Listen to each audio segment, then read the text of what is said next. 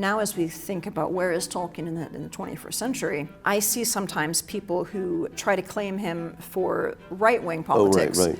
And that is so mistaken, I don't even hardly know where to start. If there's some way we can understand it, we have this desire to get back to the human and not trusting mass anything.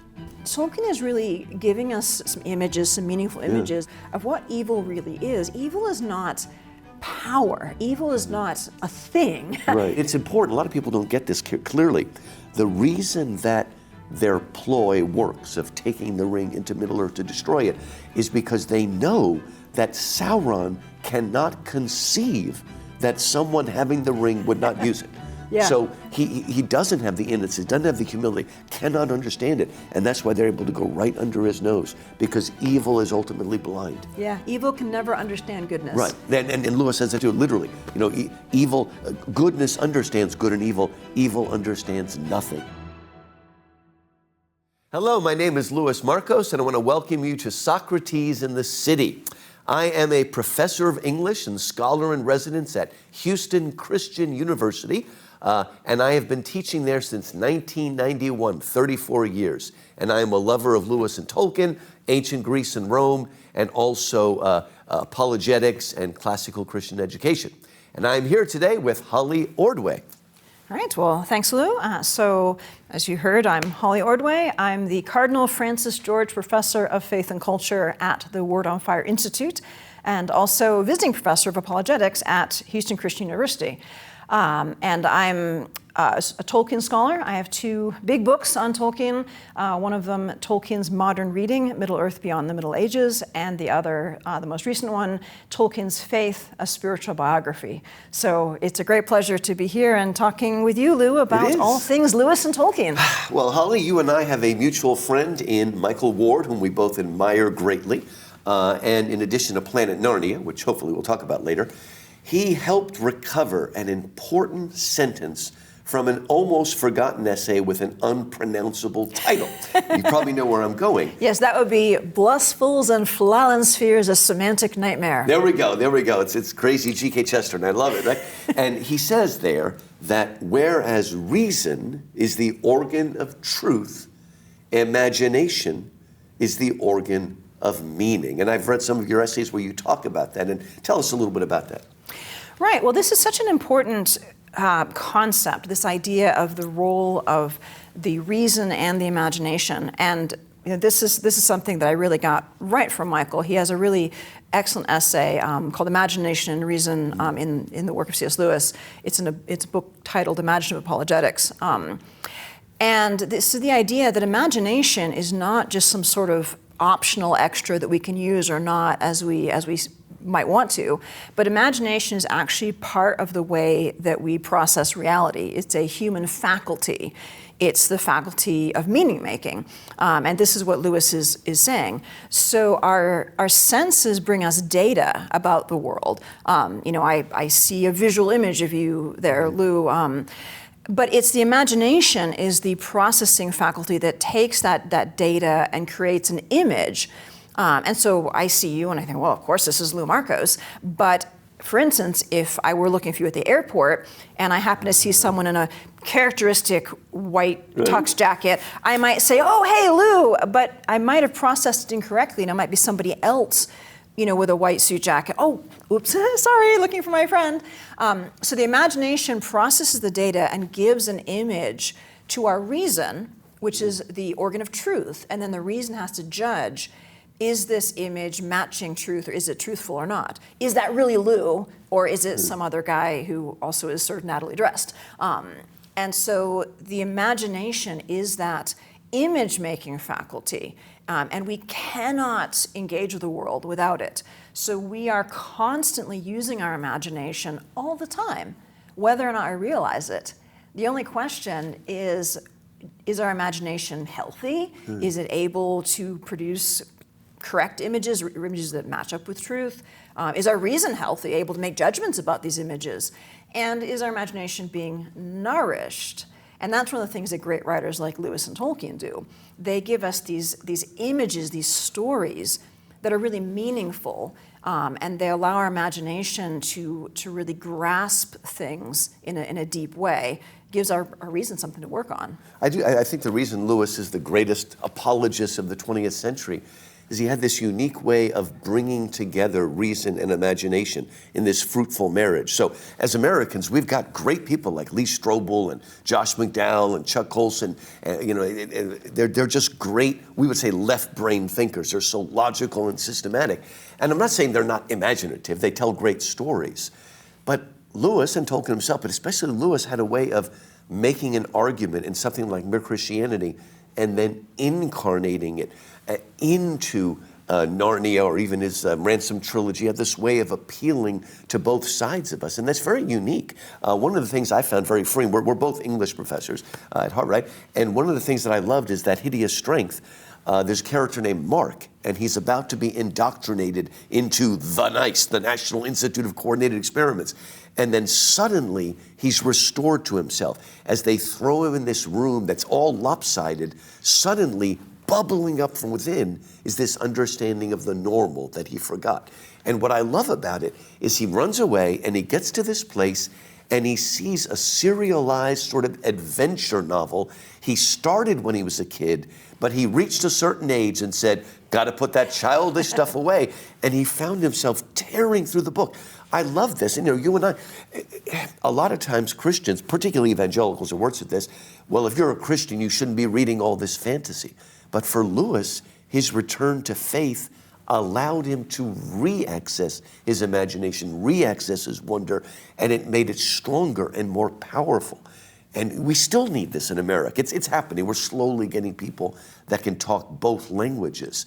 But we need a Lewis or a Tolkien to do it. Yeah, and I think that image from That Hideous Strength is just really apt, because what we have is this character, Mark, who's dealing with a direct attack on whatever little bit of faith he might have. They want him to reject all possibility of objective morality so that he can become amoral and get taken over by the demonic forces and serve them. But the final test on that is that they ask him to trample on a crucifix. And this is a particularly significant scene because Mark is not religious. He doesn't view this as blasphemy because he hasn't been raised religious at all. But he looks at the crucifix, and it's important that it's a crucifix, it's not just a cross. He looks at the figure and he sees this as sort of an embodiment of the straight, the normal, that's going to be trampled on by all this twisted stuff. And he sees that this crucifix, the figure on the crucifix, cannot do anything. He's helpless. And he sort of instinctively revolts against that. And he decides, this is his real conversion moment, that he would rather be on the side of the humiliated wooden figure on the cross, the straight and the normal, even if it means losing. So he refuses to do it. And that's, I think, a great instance of Lewis's gift for conveying really truth imaginatively, because he is not showing Mark convinced by an abstract idea. Mark has not been convinced that objective morality is true. He's still really muddled, but somehow he recognizes, imaginatively he grasps that this image means something, and he says, I want that. I want what that image means. And he chooses that. And that's really powerful. And later on, presumably, his intellect will catch up with that and he'll think it through. And I think this really helps us see a lot of what we need to be working with in convincing people. Because if we start with trying to talk at people and give them rational arguments, and we try to give them things to reason about, but they have nothing for the imagination to grasp, they have no meaningful images, we're just going to talk past them. And then all too often we say, oh, they're hard of heart, they're stupid, they're ignorant, they won't listen to us, they're radicalized, or they're whatever, they're just so, they won't care, they won't listen to us. Well, no. Actually, the problem is that our words literally don't have any meaning for them. It's not their fault. Like, if they haven't got any meaning for it, they haven't got any meaning for it. Like, they can't make something out of nothing. So we have to give them meaningful images to say, this is what we're talking about. And then we might get somewhere. You know, I speak often for classical Christian education. I've got a book called Passing the Torch, an apology for classical Christian education. And it's kind of ironic that this new movement has really come out of a Reformed Presbyterian background. And the reason I say that's odd is that when I was growing up, they would say total depravity, but they really meant utter depravity. Now, total depravity, rightly understood, is that every part of the person has been subjected to that. And I don't think Aquinas would have had a problem with that, okay? Not at all. And it's funny, because, you know, Lewis, as Mere Christianity, he never takes, but he says again and again, I don't believe in total depravity. But what he really means is, I don't believe in utter depravity. I don't believe we're so fallen that our black is God's white and our white is God's black. That's really what he's saying. And finally, when the Reformed people were willing to talk about natural law, which they used to think was a Catholic thing, it's not a Catholic thing, it's a Christian thing, right? That we still have a conscience. And it's not like reason is always right and instinct is always wrong. We do have instincts that are right, they're just gone astray, misdirected desire. And Lewis and Tolkien have this way of getting us back on track. Again, they're able to take a Christian concept and just smuggle it in. So in the Silver Chair, in the Chronicles of Narnia, we have these children, Eustace and Jill, and they go down into the Underland and rescue Prince Rilian, who's been under a spell from this evil green witch. And they rescue him, and they're about to leave, and then the witch shows up. And you think she's going to try to kill them. But instead, she closes the door. She goes over to the fire. She throws this green dust in there. Everything becomes heavy and sleepy. And she says, children, where are you going? Oh, we're going back to Narnia. Narnia? Where? It's up there. This is the world. And they immediately think that there is no real world. And then Puddleglum, the marshmallow, well, there's the sun. What is this thing called sun? She's strumming on a mandolin hypnotically. What is this? Well, you see that torch? Well, imagine that torch was bigger and bigger. That would be the sun. Oh, I see. We're playing a game. You looked at a torch and wondered what it would be like if it got bigger. And then she does the same thing with the Aslan, the lion. Oh, you saw a cat and imagine what it would be if it was bigger. And you made up a game. And what's amazing is that they're all convinced. Now, this is like Plato's allegory of the cave, but if I may say this, it's more brilliant, because in Plato's allegory of the cave, we have always grown up only seeing shadows and thinking they're reality. But these children have seen Aslan, they know he's real, they've seen the sun, they know it's real, and in a matter of 10 minutes, Harvard University, because that's what it is, has convinced them that everything they know is real is an illusion. And this is actually deep for children, because Freud wrote a book called Moses and Monotheism, where he said Moses just took his earthly father and projected it upward to create the heavenly father. And that's just not the way reality works. Earthly fatherhood is a falling away from divine fatherhood. Lust did not sublimate itself into love. Lust is a falling away from love. And so Lewis is able to teach these deeply theological things by appealing to, again, a kind of common, in that hideous trait, doesn't even say all that, is what he says. Mm-hmm. Oh, maybe all that is true. You can't crush it like a nerve. There's a truth in there. And again, I think we can appeal to people who've had their desires misdirected to remember what they know is true. That we're not just born blank slates, but that we're born with meaning and purpose, and we have to figure out what that is. I think I want to push back a little bit here now, because in one sense, you know, Lewis is making an apologetics argument, but I worry sometimes that we might too easily take Lewis and Tolkien and sort of try to put him on a particular side. Right. And so I noticed that you named like Harvard University as the Green Witch, and I would say that's not quite fair. What I mean is I know postmodern education that tries to tell us that what we know is real is not. Yes. So he's not attacking specifically. Right, but I think the challenge here is to realize that we all have that temptation to distort reality, right, regardless of our position. So I think, you know, a lot of Christians will try to kind of slant things as well and say, well, all that science stuff, that's just liberal lies, and we need to pay attention to that. We're just going to read what the scriptures tell us from this particular perspective, that we're not going to think about how we got that perspective.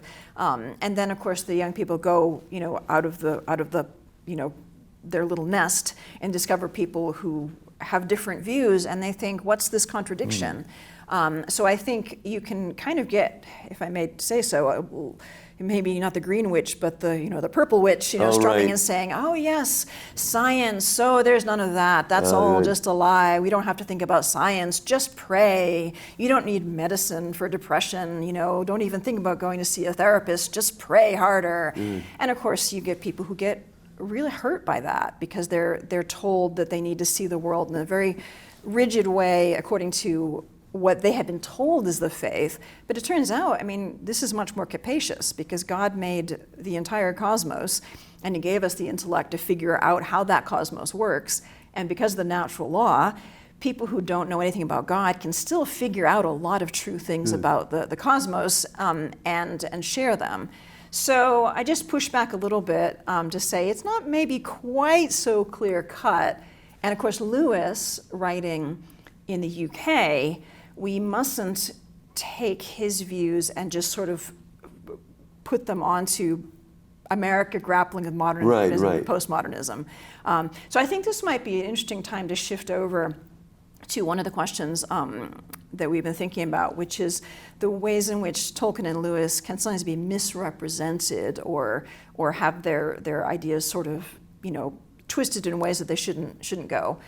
And I'm thinking about, Tolkien.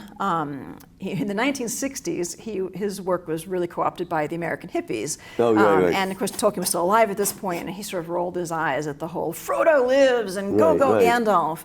But he also had a real sympathy for it. He commented that these hippies, much as he didn't like their aesthetic and all that, he did respect that they were going against the sort of drab authoritarianism that they were growing up in. And he respected that. They were trying to get something more vivid and real and true, even though he wasn't really keen on the direction they were going in. And of course, taking The Lord of the Rings and making it into some sort of, eco-warrior tract is a misuse of the text. Drawing on something that's real, and he really did love trees more than the average person. So that's not what the text is about. The Lord of the Rings is not, for that. But also, now as we think about where is Tolkien in the 21st century, I see sometimes people who try to claim him for right-wing politics. And that is so mistaken, I don't even hardly know where to start. Because Tolkien really opposed totalitarianism and specifically fascism. And he was very much against sort of the worship of the big man, which in his day would have been Mussolini and Hitler. He said that he had a demonic inspiration and impetus, and literally demonic, I think he meant. He wasn't just being hyperbolic. And he called him a ruddy little ignoramus. And to give Lewis abundant credit, Lewis also called out Hitler and Hitler's evil long before. But I think the important thing to recognize is that around this time, now we think Hitler, okay, you might as well wear a big sign that says bad guy. No, there were a lot of people who were looking at Hitler and saying, he's getting stuff done. There were a lot of British fascists. They thought this was great. And, it's tragic. Including the one who almost became king. Exactly, So we're not looking at a really clear-cut, in hindsight, not as clear-cut as it seems clear-cut now, but it wasn't so much then. But Tolkien and Lewis both were very clear-eyed, and they saw Hitler, fascism, totalitarianism, the abuse of power, and that is actually a challenge to the far right wing, especially in America, where they want to use power. And this, I think, starts to shift us into, I think, a more nuanced understanding of how Tolkien and Lewis speak to our times. Because Tolkien was very clear that The Lord of the Rings is not an allegory. Now, we can pick up this topic of allegory later because it's very interesting. But specifically, he says it is not an allegory, and specifically, it's not an allegory of the Second World War. So he was getting people who were writing to him saying, oh, so is Sauron Stalin or Hitler? No! It's not an allegory. It has applicability, but it's not an allegory. But he does say that it works with certain themes, and one of them is about power and about the desire to seize divine power. And that's always the temptation of authoritarianism, which shifts into fascism. It starts out with good intentions so often, not always, but so often it starts out with good intentions. And Tolkien even has Gandalf address that. Because Frodo, why don't you take the ring? Gandalf says, no, no, no, no, no. It would start off perfectly well. I would want to do good things with the ring, but then he says I would become just this horrible And Galadriel tyrant. says the same. Exactly. It would begin that way, but it would end that way. Yeah. What do you think about this? Because I think if we want, we don't want to peg people, but I don't know about you, Holly, but I'm very hopeful that the new Pope has taken Pope Leo. And I'm hoping the reason he did that is the last Pope Leo gave us Rerum Novarum and talked about the idea of subsidiarity, sort of Catholic social teaching that you should do things on the smallest level possible, which I think is the Shire. I don't want to peg him, but I think it's helpful to say that, yes, I would say Lewis and Tolkien are conservative, but that doesn't mean Republican. They're conservative, they don't like big government, but they also don't like big business. They want to do something on the lower, more human level. Maybe you can think of Wendell Berry, agrarianism in America. I don't want to make an exact link, but I think if there's some way we can understand it, we have this desire to get back to the human and not trusting mass anything. Exactly. And I think subsidiarity is such an important thing to be talking about today because, of course, subsidiarity isn't just about doing things at the smallest level. It's about doing things at the smallest level that is possible to do them. Possible, Because not all things are possible to do at the local level. So in the Shire, for instance, there's a lot of things that are done at the local level, but Tolkien is clear that they have been protected by the Rangers. Right. You know, they've even though I didn't know it, that the Rangers, so one level higher up, are able to do things for the Shire that they can't do for themselves. And when Aragorn becomes king, he then is establishing the rule of law throughout the kingdom. So there's that sense of, okay, it's not just about let's scrap the entire system of authority. It's about saying, what are the things that we can do at the local level and should do, and what are the things that, okay, we need to come together to do. And Tolkien recognizes that there are things. He has King Aragorn who does things. Including one of the things that I think is underappreciated. One of his first acts as king is, do you remember how there's the Ganbury Gun and his people? The quote primitive people. Exactly, who actually turn out not to be too primitive, but well, they turn out to challenge the racism of Éomer, and say, no, actually we know what's going on here. But the wild men of the woods have been hunted by the Rohirrim. So Tolkien is acknowledging that the wild men of the woods have been the recipients of racism and oppression. Happened to Aborigines in Australia. Exactly. It's happened to the Native Americans in America not so long ago in our history, alas. And so this is an injustice that has happened. And so one of the first things that Aragorn does is he gives them the Forest of Druadan for their own, and he declares that no longer will they be hunted. And that, I think, is an example that Tolkien's giving us to kind of balance the Shire, because the Shire, okay, they're dealing with their own affairs as they should, subsidiarity, but at the same time it takes the king to say, here is an injustice that we must set right. These people have been oppressed, and now we're going to allow them to self-rule, and we're not going to let them be oppressed and killed anymore. Barlam and Butterbur, at the end of the Prancing Pony, he realizes maybe we did need the Rangers, right?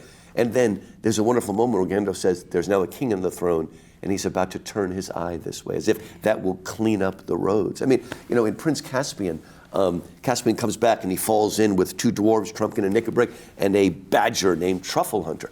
And Truffle Hunter says, you'll be my king, Caspian. And the dwarves are, you want to give the Narnia to the humans?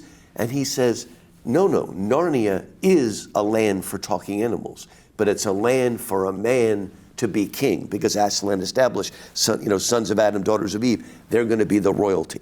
And so there is a balance. He doesn't believe that Narnia belongs to the humans. It belongs to the talking animals, the satyrs, all that. But there's a proper ordering in which it works the best when you've got a son of Adam on the throne. And also, both Lewis and Tolkien are very clear that to be a son of Adam, to be a king, whether it's Caspian or Aragorn, calls for virtue. Because these are not just any other person. I mean, there are evil kings in Narnia, and of course, in the Silmarillion, we see all the stories of things gone wrong. So it's very clear that to be a leader, you don't just say, oh, lucky me, I get to rule, and now it all gets to go this way. No, there's a responsibility. And of course, Aragorn has prepared for this his entire life, very long life, and Caspian, likewise, his shorter life, but he's been preparing.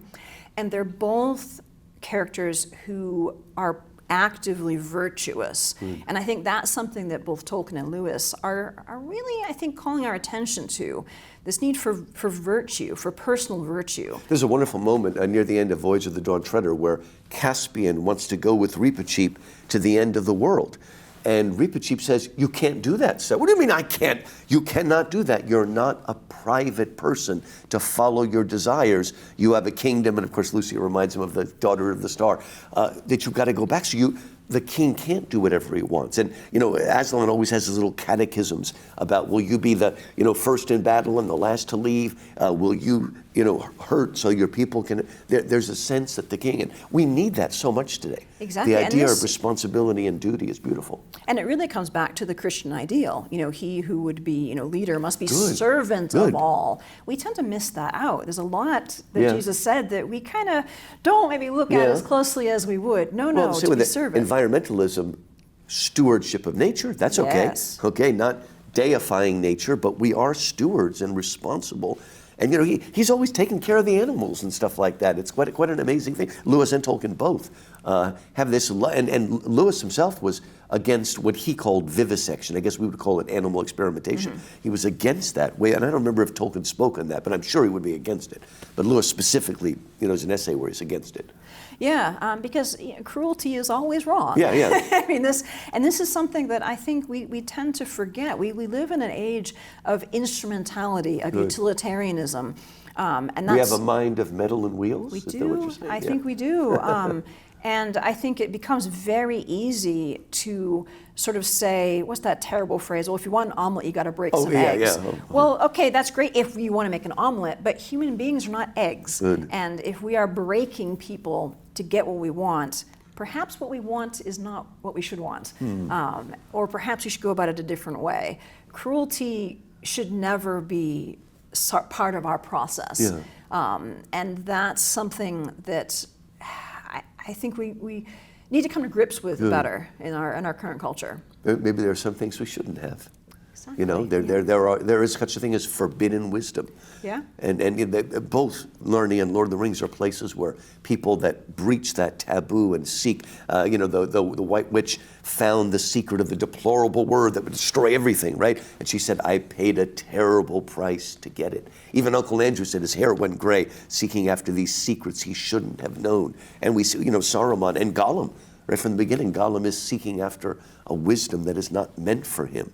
And it destroys him from the inside out. Yeah. So we have to be we have to be aware.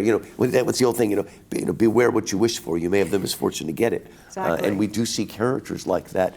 I'm just Magician's Nephew is still for kids, and yet we can understand Jadis and Uncle Andrew, the two villains, are basically what Nietzsche would call an Übermensch, an overman. They think that the rules don't apply to them because they've got this charisma that allows them to rise above beyond good and evil. And you see the same thing with a character like Saruman, especially. Yeah. But yet, how much do we need to be reminded of the Augustinian understanding that evil is spoiled goodness? Do you think we need to be reminded of that again? Yeah, and I think we do. And this leads us into an interesting aspect of Tolkien's work, because sometimes people, they think about how Tolkien handles evil, how Lewis handles evil, and I think people can have a simplistic reading of the Lord of the Rings, where they think of Sauron in the Dark Tower Right, there, at Mount Doom, and they think of it as being like, oh, evil, it's the bad guys versus the good guys. And of course, then I'm saying, have you actually read the book? Yeah, that's right. But it's very interesting. In an interview, Tolkien once said, I believe in absolute good, but I do not believe in absolute evil. That's right. And that's really significant. Right. And he goes on elsewhere to talk about the way that Sauron, he says Sauron is a toad. Sauron is nothing. Evil is ultimately hollow. It's empty. It's insubstantial. And I think it's no coincidence that when Barad-dûr is destroyed, when the ring is destroyed, we see this sort of shadow of smoke rise up and then blow away. All of Sauron's power turns out to have been an illusion. When Saruman dies, same thing happens. Sharky, when Saruman dies, it just disintegrates. Yeah. Yeah, and I think Tolkien is really giving us some images, some meaningful images of what evil really is. Evil is not power. Evil is not a thing. Right. It might be glamorous in some way, in the old understanding of glamour as in like a false show, but it can never be grand, it can never be real and substantial. Only goodness can be that. And Tolkien's examples of goodness, he talks about how evil can seem to be winning, but goodness will always be working quietly, maybe, seemingly insignificantly, but it will be working. And that, I think, takes us to a theme that I find really significant in Tolkien, and that's the theme of humility.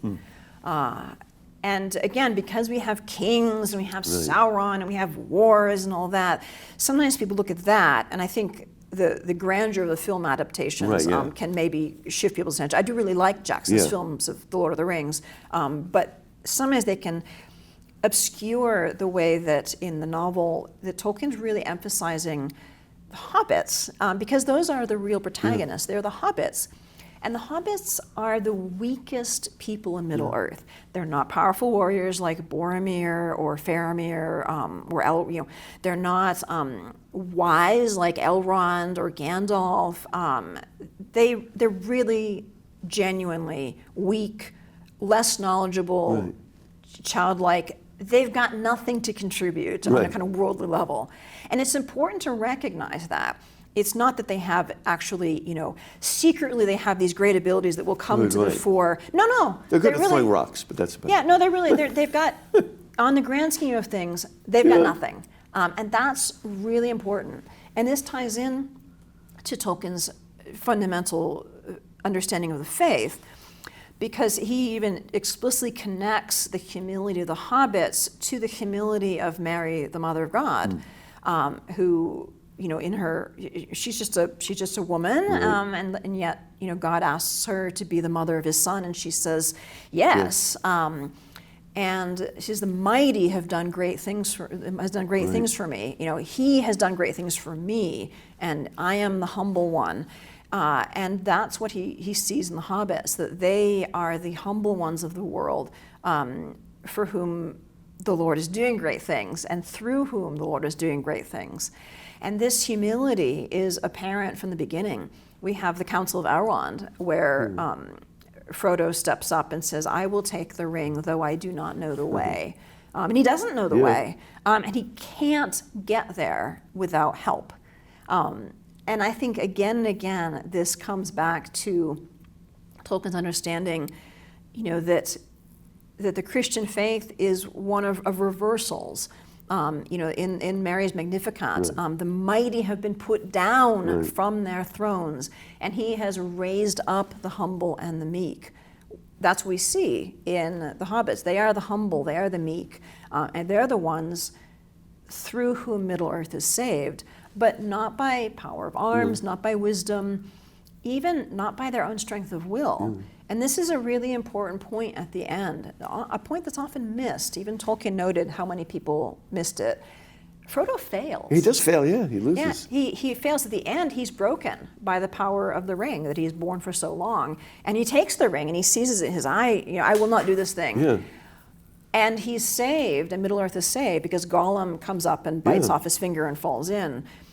And this is really the workings of Providence, because why is Gollum there? Yeah. Because earlier on, Frodo and Sam had the opportunity to kill him, and it would have been prudence. Yes, and and Bilbo, even before. Yeah, and You have 3 hobbits who all give way to a good kind. Pity can be manipulative. This is a good kind of pity that doesn't. And they showed mercy. Sam finds that pity because briefly he was a ring bearer, and he realizes it. And you remember Bilbo when he's and he would have had every right to kill Gollum in The Hobbit, but he suddenly has this image of endless days without hope of betterment, cold hard stone, cold fish, and he doesn't kill him. Yeah. And perhaps the pity of Bilbo will rule the fate of many. Exactly. And the thing is that on a worldly level, this is a stupid move. Yeah, because Gollum is that's trying true. to kill them. Yeah.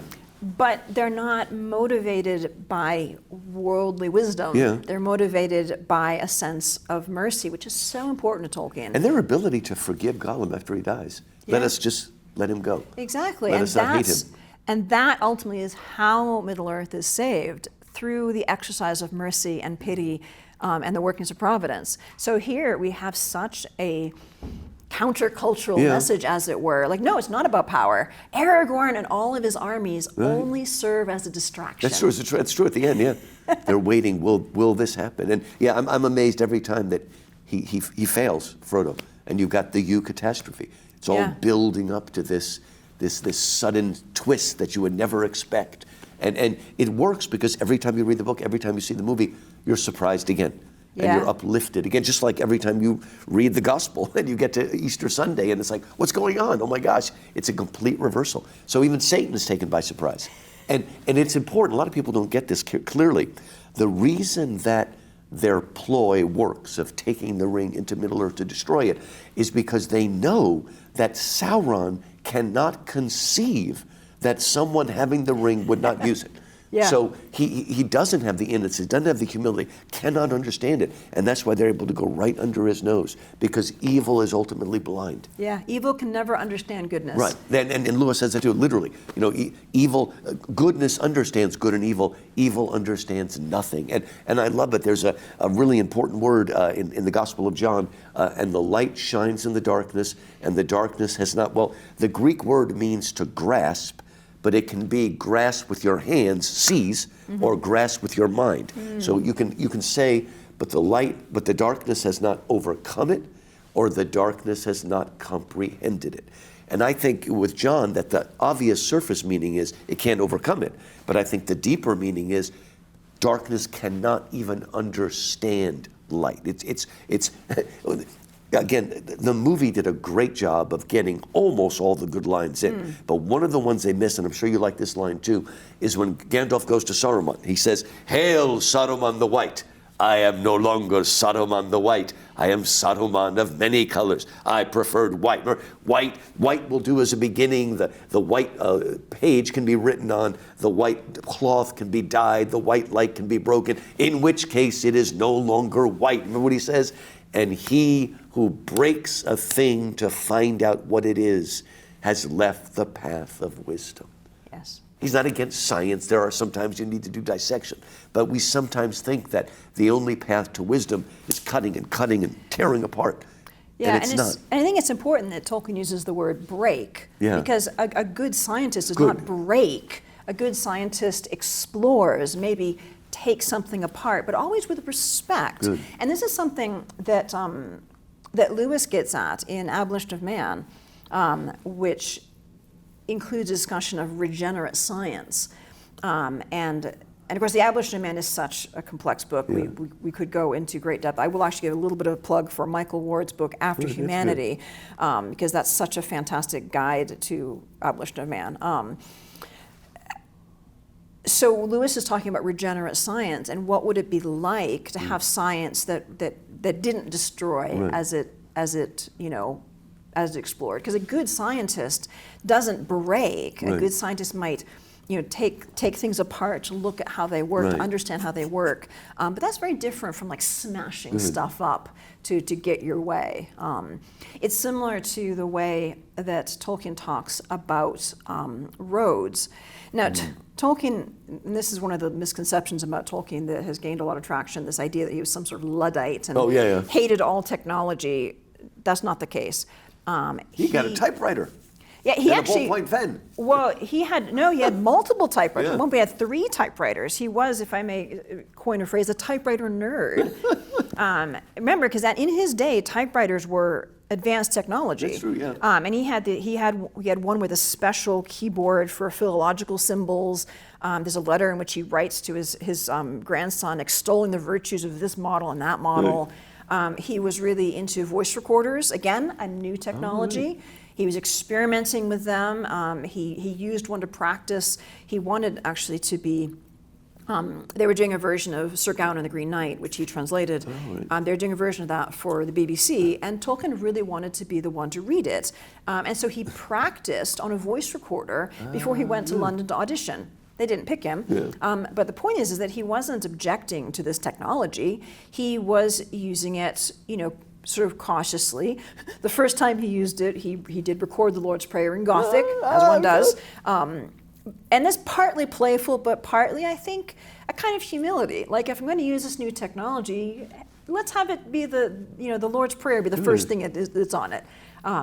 But he used this technology. He used ballpoint pens, which Lewis again, wouldn't even use a ballpoint pen. I know. Lewis wouldn't even use a typewriter. Yeah, well, yeah, Dip you still pen. dip. Yeah, dip pen. Yeah, It's amazing. and ballpoint pens were a new invention, an American invention, and Tolkien even used them for his art. Yeah. There's a marvelous tree that he does with various ballpoint pen, different colors. Wow. So Tolkien was willing to use technology when it was useful for good aims. What he was really against was the abuse of technology. And so he actually enjoyed cars. In a late interview that he did with the BBC, the interviewer was really trying to get him to play up this like cranky Luddite curmudgeon, yeah. And Tolkien wasn't having it. It's great to read the transcript of it. They cut all this footage from the final one because it didn't fit their image. Oh, right. But the recovered transcripts show that the interviewer is sort of like, well, don't you hate cars? And Tolkien said, no, I like driving them. I love riding in them. And I can just imagine the interviewer being like, wait, what? And Tolkien explains that the problem is with road makers that have blasted their roads to the countryside without any heed for the beauty of it, thereby destroying the very things that you would want to go see. Good. And this is really central to Tolkien's thought. He's not simplistically rejecting technology. He's advising us to be mindful about the uses and abuses. The hobbits have things like mills. That's technology. Yeah, it's true, He wants us to be thinking about how are we using this versus misusing it. And that's the conversation that we need to be having. And I think sometimes that we too easily accept this false view of Tolkien as a Luddite because because it allows us to just sort of reject, like not pay attention to his warnings. Right, that's true. He's old-fashioned. Exactly, Yes. so we can just ignore him. But no, he was willing to use the most up-to-date technology of his day when it was appropriate. And he rejected technology when it was exploitative or when it was abused. And that's challenging, right? Yeah. It's much easier to just say, oh, yeah, he was a fuddy-duddy. No, he wasn't. So he gives us a real challenge to say, okay, these new technologies, everyone's using AI now. Well, should we really be using AI? I would say this is a different conversation. No. Use it for things like cancer research, but not for anything. And certainly not to write books. So. Yes, quite. But that's another conversation. But I think Tolkien challenges us to not simply say, ooh, new and shiny, technology must be good, therefore, no. Let's step back and say, is this good? Is it being done morally? And it doesn't matter if everybody else is doing it. So what? Be the one who doesn't, right? Yeah. That's I think Tolkien's challenge to us, and I think it's a good one. Bold in their determination to learn, in their resourcefulness to solve problems, and in their resilience to persevere. These are the marks of today's Christian leaders. Cornerstone students are not only tomorrow's leaders, they are today's Christian influencers, serving on the front lines of healthcare, business, ministry, and so much more. Boldly loving as they live into their calling. Boldly leading with wisdom and influence while forging new pathways in our world. And boldly living out their faith in Jesus Christ, our greatest influencer. Bold, Christ-centered, influential. We are Cornerstone University. You've got a character like Eustace Clarence Scrubb. I think if you wrote that today, Eustace would probably be playing video games and on his phone all day. I think you could just easily update his character. He reads books, but only if they're books full of information about little children and working on tractors and things like that. He's dissecting bugs everywhere, but he hasn't read the right books. You know, isn't it wonderful that you could be Lewis and Tolkien, or at least Tolkien here, that you can appreciate cars, but you still take walks. You don't let the new technology prevent you from getting out in nature, walking, going slowly. And I always imagine Lewis wanting to trudge on, and Tolkien wants to stop and look at every tree and flower and how much they drove each other crazy, but they still went out and walked together. They thought there was something beautiful and human about that. And that's something I think really worth talking about, which is their friendship. Yeah. You know, we've been talking about a lot of big themes, you know, implications of it, but let's turn to the sort of more human level for a bit, because they were great friends for a long time. But they were very different. I mean, that example of them walking is a great one, because Lewis was Tolkien called him a ruthless walker. Oh, there we go. Yep. And of course, Tolkien drove Lewis nuts, because Tolkien would be walking along, a tree, and he would stop to give his little mini lecture about the origins of the name or something, and of course, wants to march on. But they still went on these walking tours together. And of course, they were both part of the Inklings, of which Lewis was really the central point. And Tolkien, I think, a really key figure after Lewis, the key figure. But they were very diverse, lots of differences in perspectives, and a lot of variation theologically. And I think looking at the cultural context, and this is something I explored a great deal in Tolkien's faith, realizing just how anti-Catholic the culture was in Tolkien's day. We live in happier times in that respect, that it's much more ecumenical, that there isn't this sort of baseline anti-Catholicism that was the case through most of Tolkien's lifetime. And in the Inklings, very sort of unusually, there was a mix of Catholics and various kinds of Protestants. All different kinds, yeah. Mostly Anglicans, but they had at least one Presbyterian, and that was not typical of the day. But what was even more surprising is the fact that they had conversations about religious matters. It wasn't that they just declared this off limits so that they could not have conflict. They did talk about these things. Sparks flew. Right. Yep. And I think that gives us something to think about in terms of what can we learn from that, So what would you... It is, I mean, they get together, and I like it, first of all, because it was not a Bible study. It was a writing group to read out loud their works, and they were much better at listening than we are. But the Bible came in because that was who they were. But it wasn't just this. And what's wonderful is that they're very critical of each other, but they're giving each other support, not just because they're writing something with Christian content, but because they're writing fairy tales, children's literature, sci-fi that is looked down upon. So they're having the courage to explore genres that have been put in the shelf. Tolkien, or they debate who said it, but when old genres go out of style, they get put in the nursery, right? This sort of thing. And I remember, we all need to do this. So the story was Lewis and Tolkien were walking together, as they always were, and there must not have been any trees around because they kept walking, and they were talking about, why does nobody write the kinds of books we want? Things like Gulliver's Travels or The Fairy Queen, things that are things that have the fantastical and the realistic all together. And then one of them stopped, and they never even remembered who said it. They turned and said, it looks like we're going to have to write the kinds of books we want to read. And even though the Inklings were very critical of each other, they still supported the fact that they would write in genres like this, even genres outside their specialization. And I mean, critical is an interesting word, because critical, we tend to think of it in negative terms, but really to critique means to bring an informed judgment upon. And so they did that. And it was, as Lewis put it, no butter bath. They weren't just lavishing praise on each other.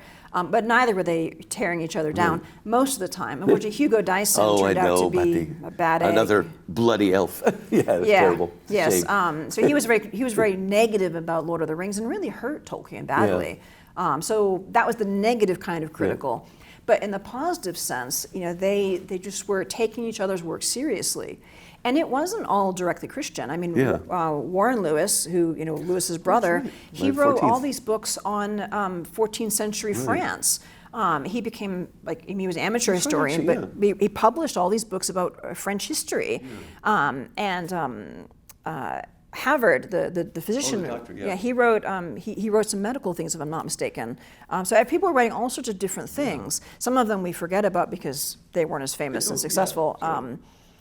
But that critical faculty was the faculty of judgment. Now it could go a little over the top. Hugo Dyson. Apparently, at some point, Tolkien was too harsh on Lewis because he wrote a very apologetic letter. We don't know the exact.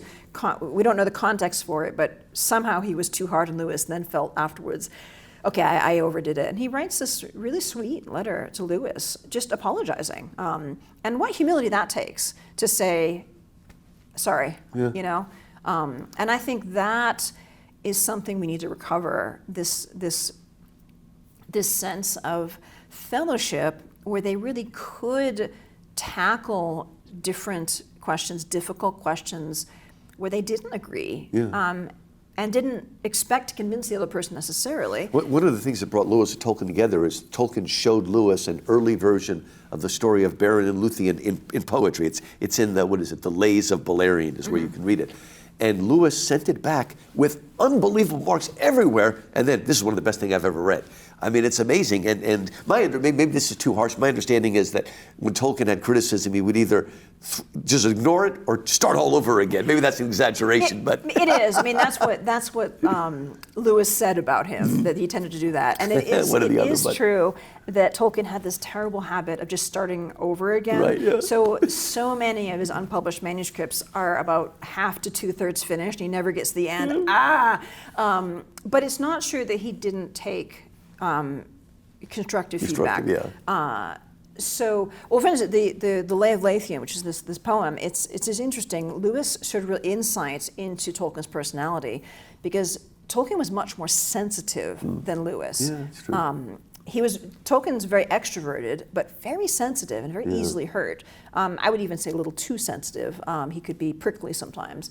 But Lewis, what he did is he wrote his comments in the voice of four different scholars, like Scheffer, Schick, and Pumpersnickel, I think are three of them.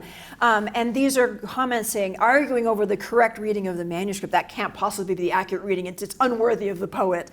So Lewis had this genius for friendship, and he was able to see, this is how I can provide feedback to Tolkien in a way that will convey, okay, these are the areas that aren't so great, here are some suggestions, but allow him to receive it. And it worked, because this was early in their friendship. And it really was a make or break moment in their friendship, because if Lewis had come in blasting, oh, that's rubbish, you change this, we would not be having this conversation today. True. But then there are other times when Tolkien might have been a little bit resistant, but he took Lewis's feedback. So for instance, originally The Lord of the Rings had much more of the hobbits in it. And Lewis, and including an entire epilogue of more Hobbit stuff.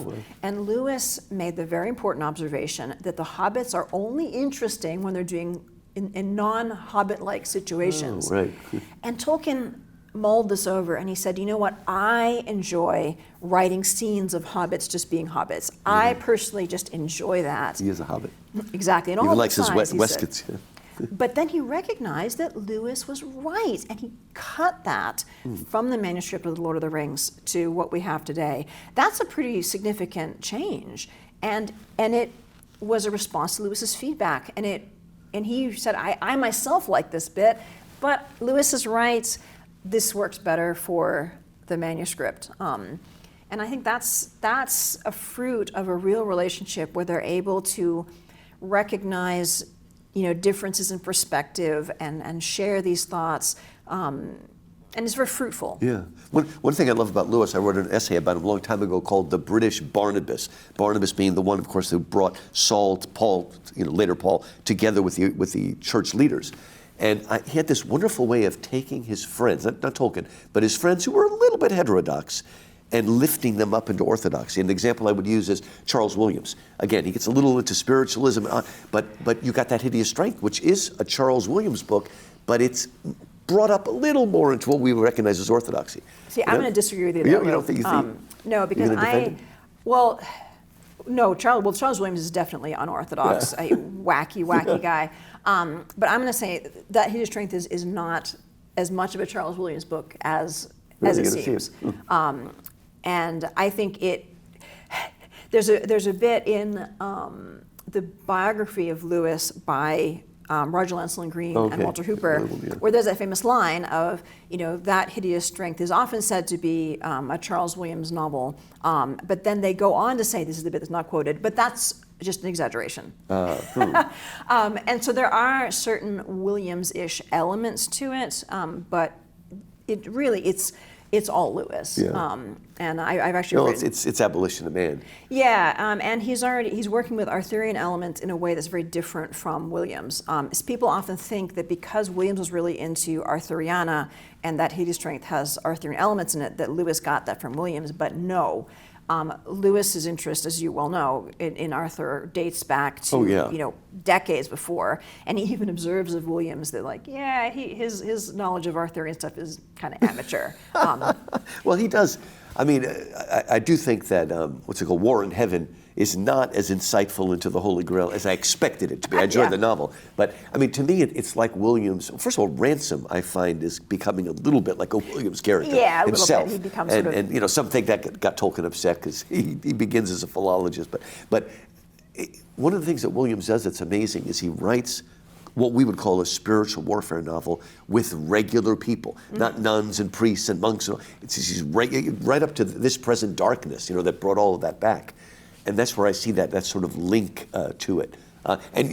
George MacDonald, he's kind of moving into universal salvation.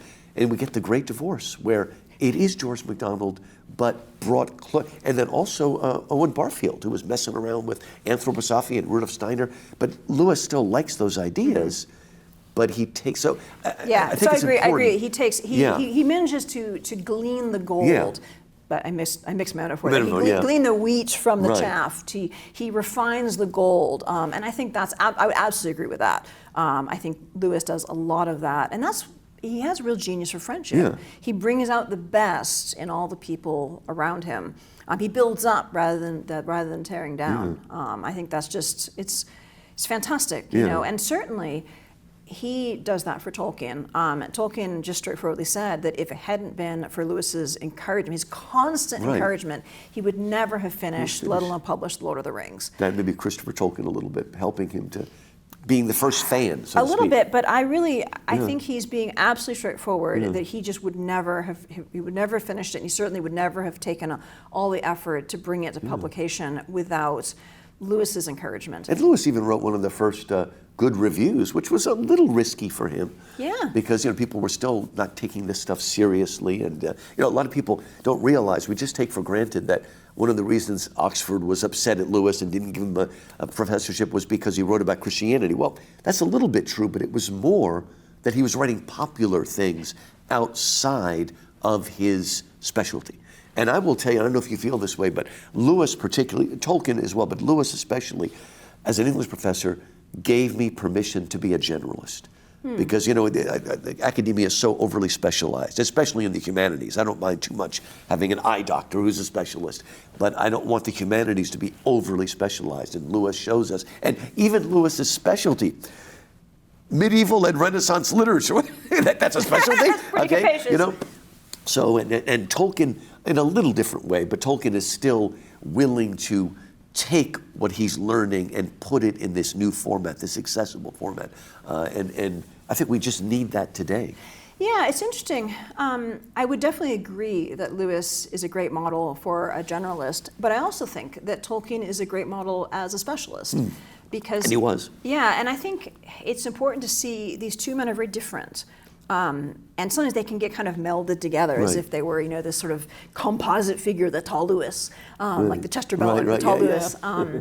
But Tolkien was a specialist in medieval philology. He was super specialized, and he really was the best in the world at what he did. And what do they call that? The language that Sir Gawain was written in. Middle English. Yeah, what, Midlands? Middle English. Middle The dialect of that Middle dialect English. particularly, right? What is it called? Midlands? What's it called? I don't remember. But he specifically was an expert in that. And he does among a other fair things. bit of really specialist writing about little cruxes of like, what does this particular word mean, and how do we understand which word it was. And he had this amazing ability to think himself into the mindset of the medieval scribe and figure out, okay, he wrote this letter, but because of the way the language was, he must have really meant that, and this is what it really was. And he was just extremely specialized. And this is sometimes not noticed because it's so specialized that he did like review essays of the year's work in philology. People don't read that stuff because it's so specialized. Right. Whereas Lewis, you can read his academic work because it's not. Tolkien just is doing a different thing. So people were upset with him writing The Hobbit, not necessarily just because he's doing popular stuff, because, Lewis Carroll did that, it's allowed. It was that they wanted him to write the definitive work on, like, why aren't you doing the definitive work on Chaucer, which he never finished? But it's really interesting because Tolkien is able to illustrate kind of a different aspect of this journalist, because he has his specialty, but he's also writing these fictional works, which in some mysterious way are rooted in his language. That's an area that it's beyond my capacity. I'm not a linguist.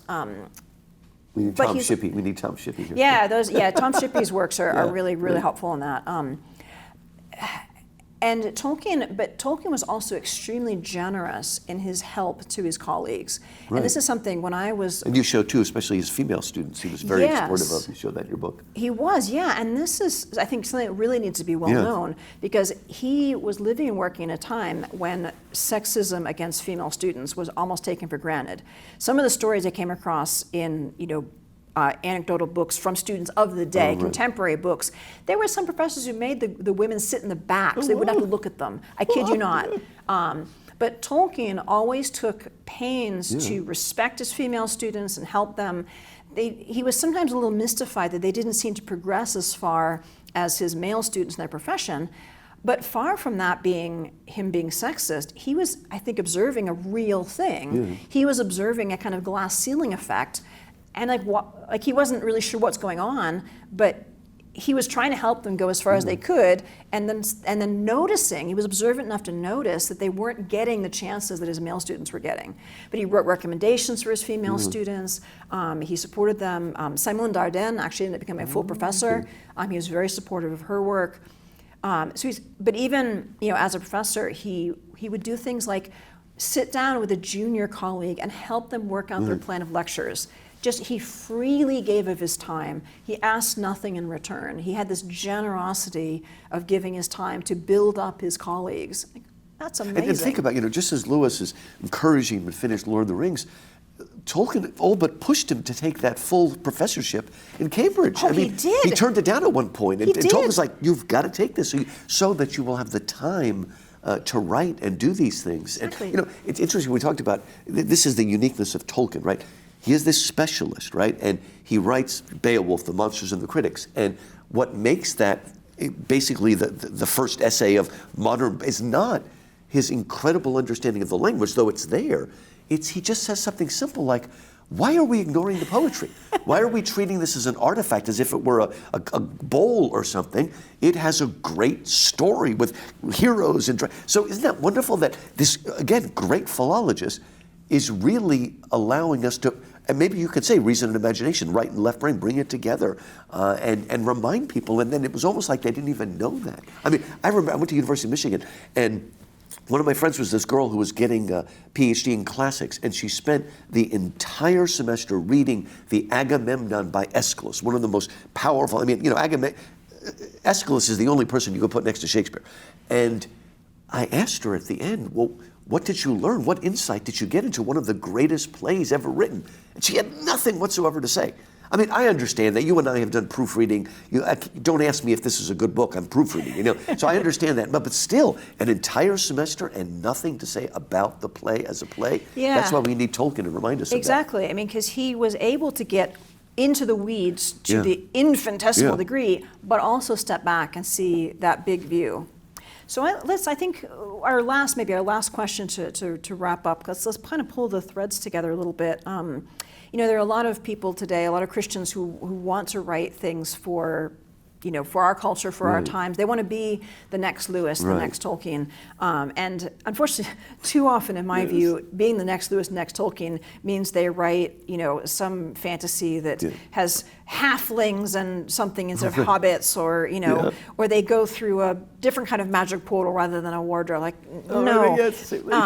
I think we need to think a bit more broadly about what does it mean to be the next Lewis or Tolkien, not imitating them, but emulating them. So what would you say are the ways that people could emulate them? I mean, we start with, what Lewis said about Lion, the Witch, and the Wardrobe, right? He said, I did not, we'll talk about Allegory maybe later, but he says, I didn't sit down and say, how can I take the gospel story and illustrate it for children, which too many Christians do.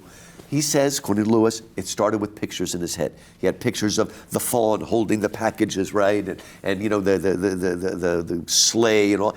And then images of lines, and it all bounded together. And then Lewis says that he said, I want to do something with these pictures. So Lewis, the author, steps in and says, what is the best genre to make these images into something you might read? And he decided that it wanted to be a children's story. It didn't want all of the interiorization of a modern realistic novel. It didn't want any of that. It wanted that. And then he said, then once I did that, Lewis, the author, got to say, Lewis, the man, who is a Christian, said, I might also be able to use, I don't even like the word use, but to use these stories to overcome something that I struggled with as a boy. Because he did grow up in an Anglican home, and then he left and came back. And that was, everything about Christianity was just so medical and whatnot. And maybe I can restore a sense of wonder. So let's, trust those images. And also, just to throw this in, Lewis said, stop trying to be original. Try to be true to the vision, and the originality will come with it. So, I don't know, what do you think? Yeah, and I agree. And it's such a beautiful thing that Lewis did. And it's interesting to see how, in a way, Tolkien does it very differently. There's not one set way to do this, right? I think that's so beautiful. Lewis had this approach that was the balance of the conscious and the unconscious, the artistic and the deliberate. And I think, for instance, of The Lord of the Rings, and Tolkien said of that book that he said, The Lord of the Rings is a fundamentally religious and Catholic book, unconsciously in the writing, but consciously in the revision. He says, that's why I have taken out all the religious elements. And he says the religious element is absorbed into the story and the symbolism. So Tolkien, the Christian elements are present unconsciously because they're coming out of his own rootedness in the faith, as he says later in this letter. His own rootedness in the Christian faith have come up and become manifest in the story. And then afterwards, and this would go along with the sort of the author and the man, he then shapes them. He actually reduces the overt presence so the implicit presence can be more effective. So there's different modes of doing that. But I think in both cases, they're rooted in their own lives of faith. That's the kind of the heart of it, and then they're seeing how this develops. And I can't say 100% of Lewis and Tolkien would agree, but when people ask me, how I view inspiration, I say the way I view inspiration is my job is to read as much as I can, to make connections, to get my mind full of these things, and then the Holy Spirit doesn't. Okay, God created ex nihilo, but only in the beginning. That's not the normal way God creates, right? Just in the beginning, right? After after let there be light, then everything is a shaping and a discerning, right? The rest of Genesis and all that. So the Holy Spirit doesn't put something into an empty head, but he makes a connection I never would have made, and now I go with it. And I think, I don't know if they'd use that same language, but I think you see that. Lewis and Tolkien were so filled with all the stuff they loved. And then, Tolkien said, do you believe Tolkien when he says, I am really an editor, not a writer? You think he's exaggerating? What do you think? I think he's being a little playful. I think he's being a little bit playful, but he's also expressing an aspect of his writing experience.